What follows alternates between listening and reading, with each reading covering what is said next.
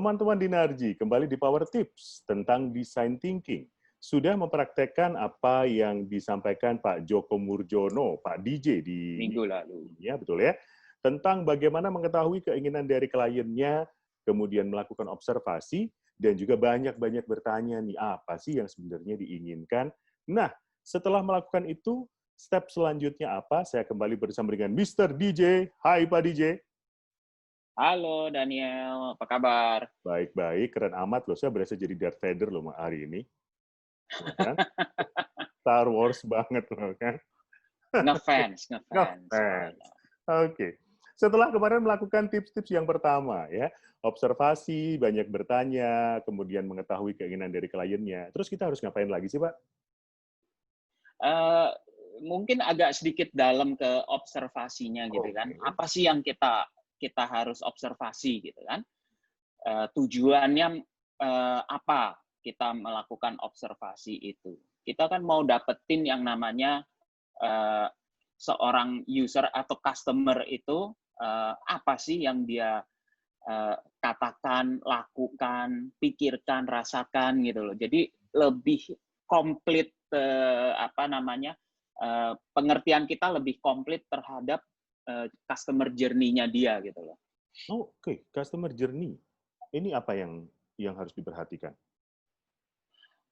Kalau customer journey itu kami di design thinking itu kita fokus kepada sebenarnya apa sih pengalaman dia mengalami menggunakan produk atau service, gitu kan?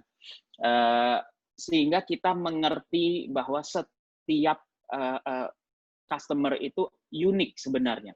Walaupun istilahnya memesan hal yang sama, membeli hal yang sama, melalui pelayanan yang sama gitu. Tapi setiap pengalaman customer itu unik.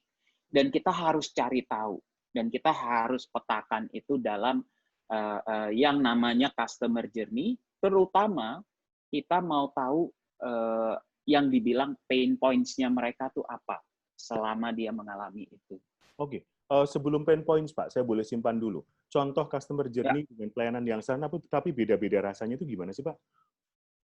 Jadi misalnya, Daniel suka minum kopi nggak? Minum. Oke, kalau kita kan biasanya kalau mau pesan kopi gitu kan, kita ngantre, masuk ke zamannya sebelum COVID kita masuk ngantre.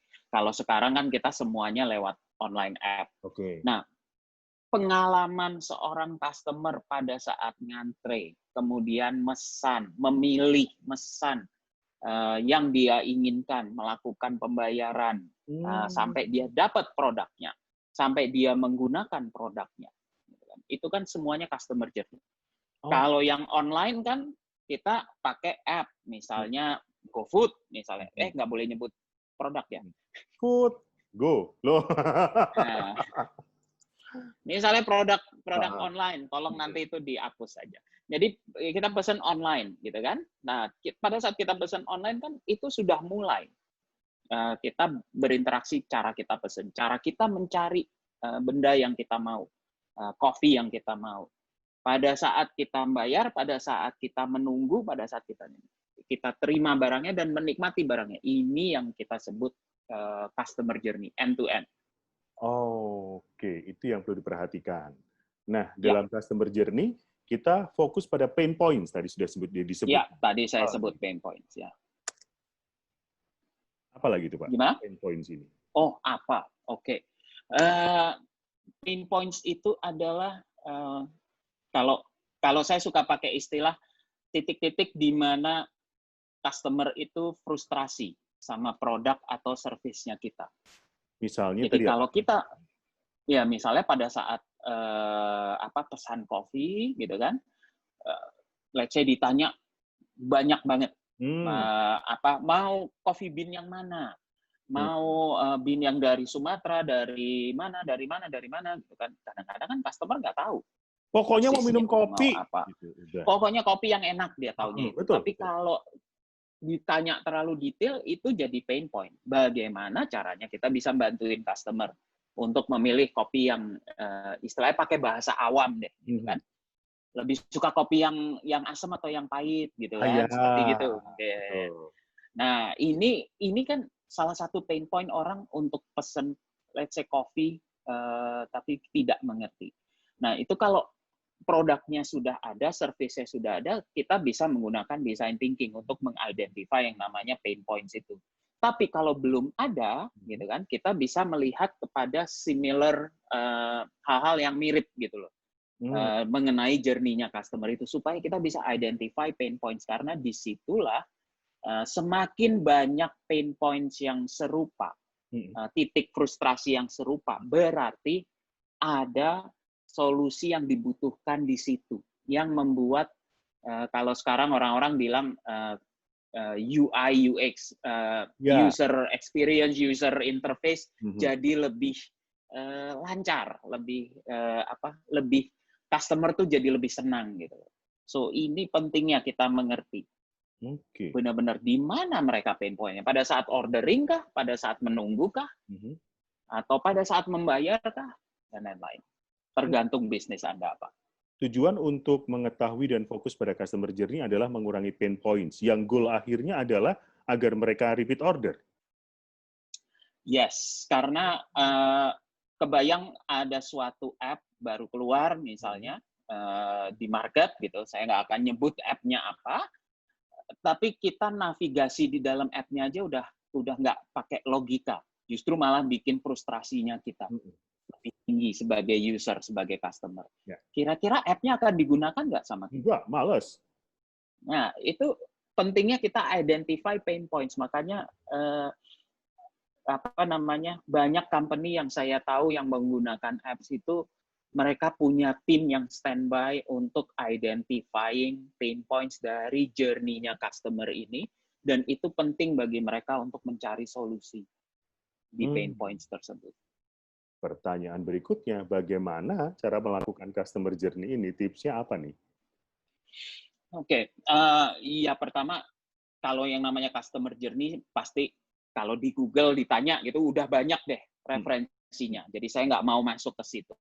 So, setelah itu, setiap kotak yang ada di customer journey itu, kan harus kita isi dari hasil observasi yang kemarin saya bilang sebagai tips yang di sesi yang pertama kan. Betul. Berarti kan kita harus kembali lagi, ada salah satu tips lagi yang saya ulang di sini.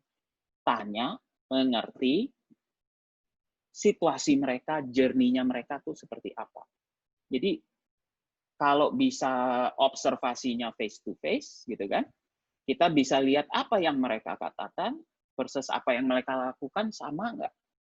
Habis itu baru ditanya, perasaannya Anda gimana mengalami proses ini?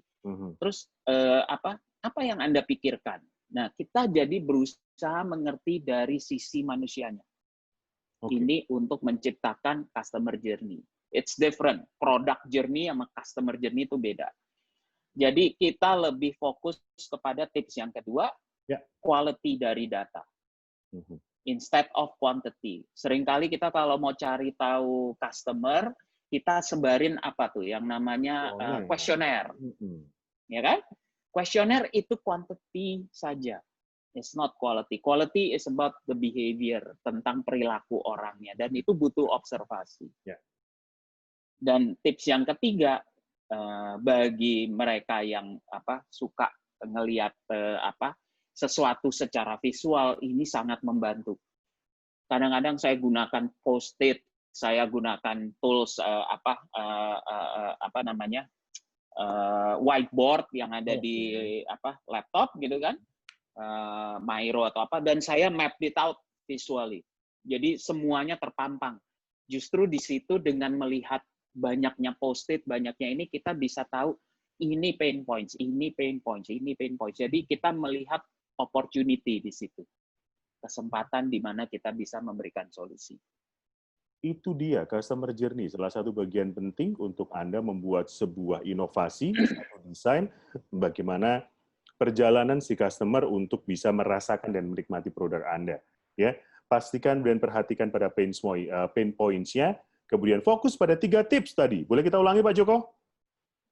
Yang pertama, framing, cari di Google, terus kemudian gunakan frame itu untuk tanya, dengarkan, dan mengerti mereka.